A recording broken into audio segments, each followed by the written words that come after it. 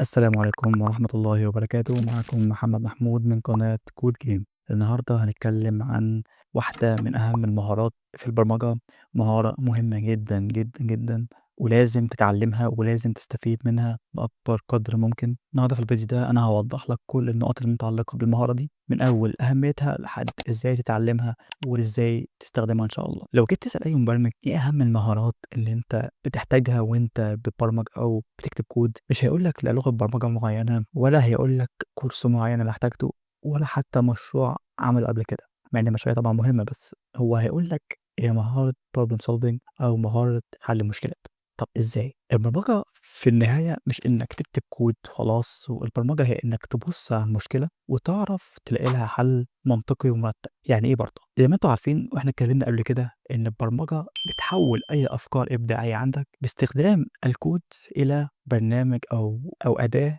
يعني خلينا نقول عليها أداة بتسهل لنا حياتنا. فبالتالي طبعا عشان نخلق الأداة دي أكيد إحنا بنحاول نحل مشكلة معينة، وإحنا بنعمل البرنامج ده بنمر بتجارب وأخطاء ومشاكل كتيرة جدا، فلازم برضو نحلها. فبالتالي اللي هيفرق بقى هنا بين مبرمج مثلا مبتدئ ومبرمج محترف مش بقى كبر الكود ولا عدد الحاجات اللي هو عارفها عن الكود وعدد الفانكشنز، عدد اللغات وعدد الفريم وركس وكده.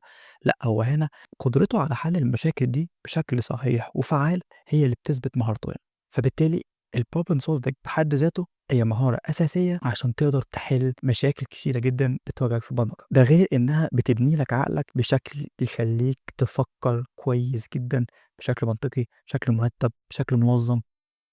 بتخلّي عقلك يشتغل أسرع، يشتغل بكفاءة عالية. يعني إيه problem solving؟ الproblem solving بالعربية الفصحى كده هي فن التفكير المنطقي، يعني إزاي تمسك مشكلة كبيرة وتفككها لخطوات صغيرة مثلًا، بحيث تبقى واضحة وسهلة الحل. حاجة كده بتحصل معانا في اليوم، لو أنت مثلًا عندك interview في مكان معين أو رايح مكان معين، المكان ده أنت أول مرة تروحه بعيد شوية، أنت عايز تروح المكان ده، فأنت بتفكر هتعمل إيه، طب دي مشكلة إزاي هنحلها؟ فإحنا أول حاجة بنفكر في خطوات معينة.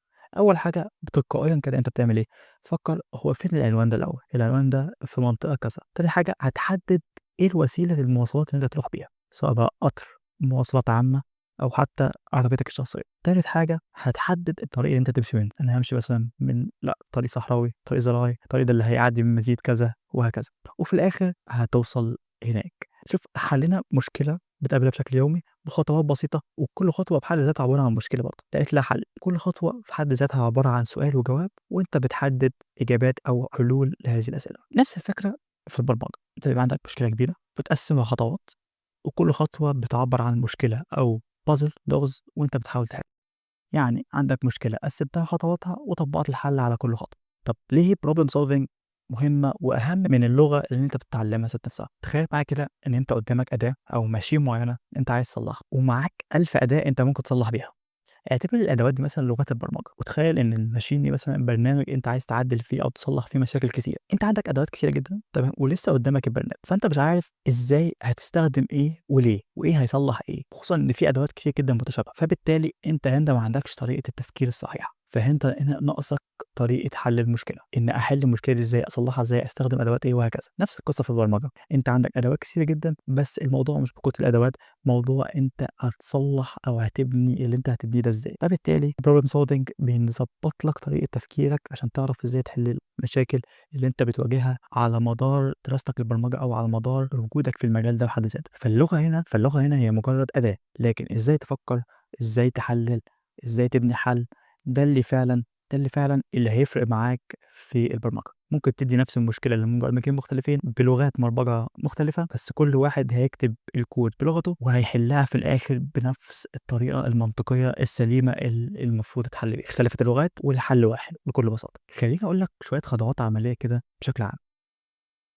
أول حاجة مثلًا إن أنت بتفهم المشكلة اللي قدامك، بتقراها أكتر من مرّة، بتحدد إيه المطلوب منك بالضبط، بتحدد المدخلات اللي أنت أو المعطيات بشكل عام زي مسألة الرياضة كده، تمام، وبتحدد إيه النواتج اللي أنت عايز تطلّعها من المشكلة دي.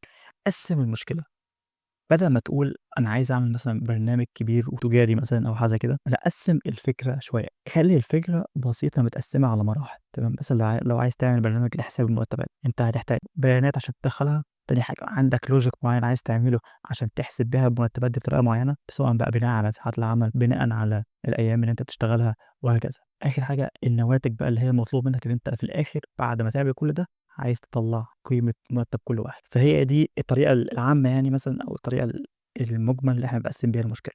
تاني حاجة صمم خطة معيّنة أو طريقة معيّنة لحل المشكلة، قبل ما تكتب أي كود فكّر مثلًا هتستخدم إيه الalgorithms اللي أنت هتستخدمها أو إيه data structures اللي أنت هتستخدمها المعيّنة وهكذا. طبعًا إحنا هنتكلّم عن الalgorithms وdata structure في فيديو جاي إن شاء الله، فهنبسّط لك الموضوع في الحتّة دي أكتر. اكتب الحل وجرّب أكتر من مرّة، حتى لو الحل بسيط أو مش كامل جرّب، جرّب دايمًا أول حل حتى لو مش هو أحسن حل.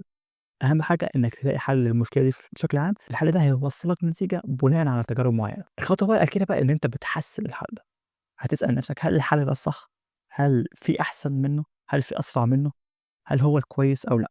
هل ممكن يتعمل بطريقة أبسط من كده أو أحسن من كده؟ هل اللي هيشوفه بعد كده هيعرف يقراه، هيعرف يتعامل معاه وهكذا. بس خلّيني بقى أفهّمك إن كل اللي إحنا قُلناه ده كُلّه بيندرج تحت مفهوم الproblem solving. كل دي خطوات أنت هتلجأ لها عشان تحل مشكلة وتحسّنها وتطوّر منها وتستفاد من التجارب اللي عدِّت عليك فيها. طب خلّينا بقى نتكلّم يعني أنا عمّال أكلّمك عن الproblem solving والمفروض تتعلّم problem solving وتنمّي مهاراتك، بس افرض أنت كمبتدئ مش هتواجه برامج كتيرة جدًا وأنت بتتعلّم في البداية أو projects كبيرة، فإزاي تتعلّم problem solving من البداية؟ في أكتر من طريقة إن أنت تنمّي بيها problem solving، أهمها إنّك تمارس الproblem solving كل يوم. تقول لي طب برضه إزاي؟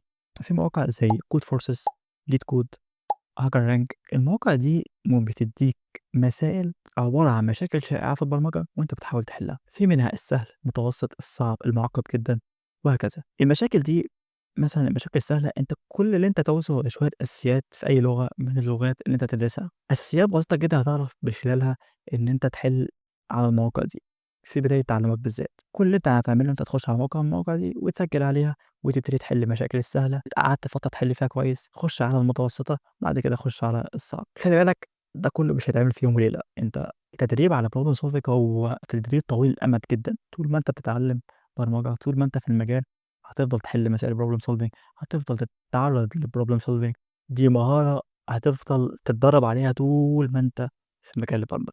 بس هادّيك كام tips كده المفروض إن أنت تاخد بالك منهم، وأنت دايمًا بتحل مسائل البرمجة أو بتحل المشاكل بشكل عام، ما تستعجلش، المشكلة ممكن تاخد منّك وقت طويل جدًا.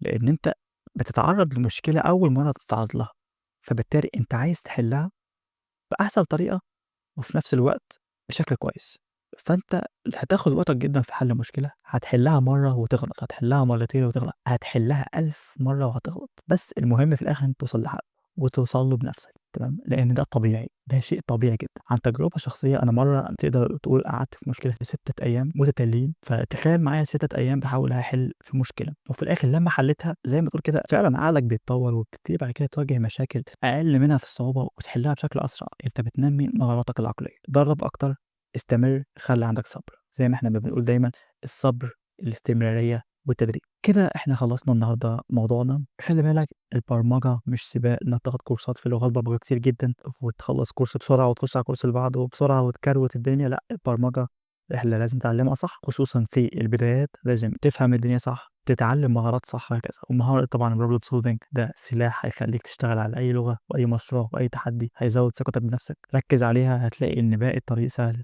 وبسيط إن شاء الله.